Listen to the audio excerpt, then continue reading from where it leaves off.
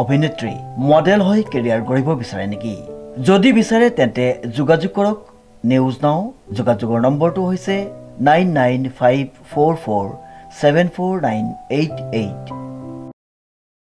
নমস্কাৰ, বিশেষ বাতৰিৰ সৈতে ষ্টুডিঅ'ৰ মজিয়াত মই লিপিকা। অসম চাহ জনগোষ্ঠী জাতীয় মহাসভাৰ মহিলা মহাসভা ডিব্ৰুগড় জিলা সমিতিৰ উদ্যোগত প্ৰতিবাদী কাৰ্যসূচী ৰূপায়ণ। নিউজ টাৱাৰ এক বিশেষ প্ৰতিবেদন।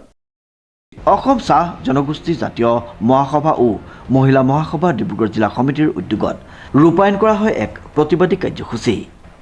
প্ৰায় ৩৮টা জাতি এতিয়ালৈকে টিজিএল কাষ্ট চাৰ্টিফিকেট পোৱা নাই। তাৰ ভিতৰত ডিব্ৰুগড় জিলাৰ 30টা জাতিয়ে টিজিএল কাষ্ট চাৰ্টিফিকেট পাবলৈ সক্ষম হোৱা নাই। তাৰ বাবে অসম চাহ জনগোষ্ঠী জাতীয় মহাসভা, মহিলা মহাসভা, আঞ্চলিক সমিতিৰ আৰু জাতি সমাজৰ উদ্যোগত আজি আমি জিলা আয়ুক্ত কাৰ্যালয়ত আমি উপস্থিত হৈছোঁ। এক সাংস্কৃতিক শোভাযাত্ৰা আমি জিলা আয়ুক্ত মহোদয়ক আমি স্মাৰক পত্ৰ প্ৰদান কৰিম আৰু আমি অনুৰোধ জনাইছোঁ আপোনালোকৰ মাধ্যমেৰে অসমৰ মাননীয় মুখ্যমন্ত্ৰী মহোদয়ক। আপোনালোকে জানে যে অসমৰ মাননীয় মুখ্যমন্ত্ৰী মহোদয়ে অসমৰ চাহ বাগিচাৰ কাৰণে যথেষ্ট কাম কৰিছে।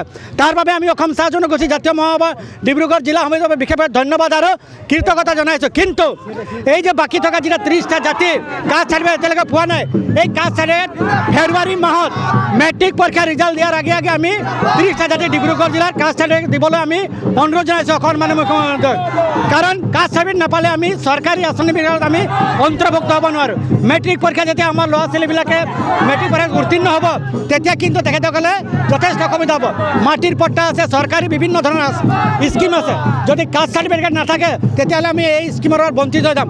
গতিকে আপোনালোকৰ মাধ্যমৰ যোগেদি অসমৰ মাননীয় মুখ্যমন্ত্ৰী মহোদয়ক আমি অতি শীঘ্ৰে ডিব্ৰুগড়ত বাকী থকা 30টা জাতিক টিজিএল কাষ্ট চাৰ্টিফিকেট আমি দিবলৈ আপোনাৰ মাধ্যমে বিনম্ৰতাৰে অনুৰোধ জনাইছোঁ।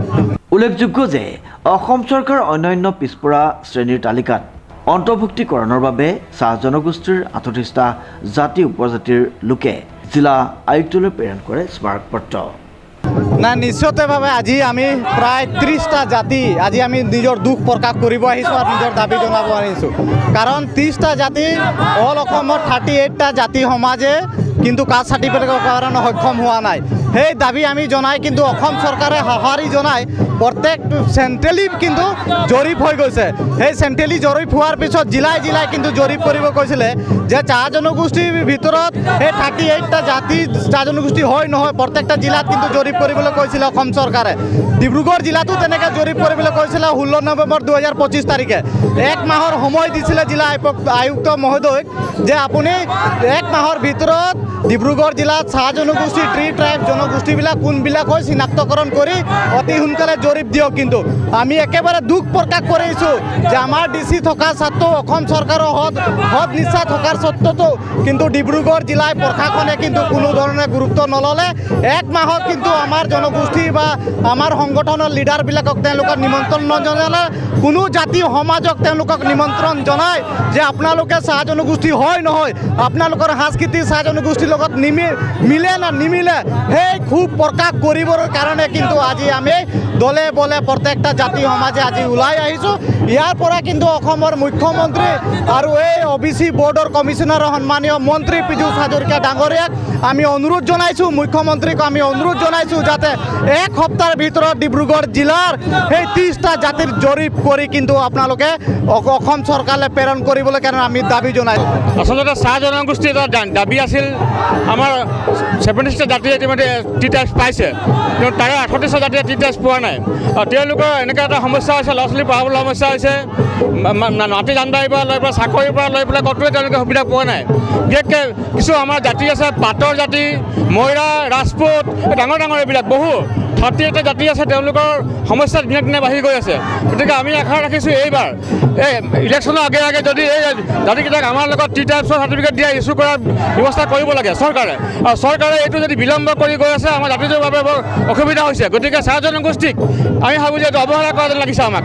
গতিকে আমাৰ জনগোষ্ঠীসকলে আজি সাজ পাই পিনি নিজৰ জনগোষ্ঠীক দেখুৱাই আজি আহিছে। DC ছাৰৰ থ্ৰুদি আমি CM ছাৰলৈ অনুৰোধ জনাইছোঁ, অনতিপলমে এই দাবীটো আমাৰ পালন কৰক আৰু এই সমস্যাটো দূৰ কৰক। চাওক, এইটো একো ডাঙৰ কথা নহয়। এইটো অসম চৰকাৰে চাহ জনগোষ্ঠীৰ 38টা জাতিৰ অলৰেডি দিয়াৰ এটা প্ৰচেষ্টা কৰি আছে আৰু অসম চৰকাৰে বাৰম্বাৰ হেৰিং চলাই আছে। আমাৰ কেইবালানি আলোচনা হ'ল।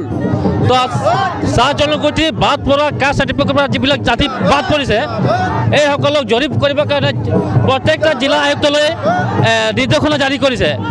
জিলা আয়ুক্তই এইটো হেবাহি কৰা খাতিৰত আজিলৈকে তেখেতসকলে মানে যেনেকৈ জৰীপ কৰিব লাগিছিলে জৰীপ কৰি দিয়া নাই। আমি এটাই দাবী কৰিছোঁ, অতি শীঘ্ৰে আমাৰ বাদ পৰা চাহ জনগোষ্ঠী যিসকল আছে সেইসকল জৰীপ কৰি অসমৰ মুখ্যমন্ত্ৰী বা অসম চৰকাৰক মানে পত্ৰ প্ৰেৰণ কৰিবৰ কাৰণে আমি দাবী জনাইছোঁ। অন্যথা আমি ইয়াতকৈ আমি বেলেগ জংগী আন্দোলন কৰিবলৈ আমি বাধ্য হ'ম।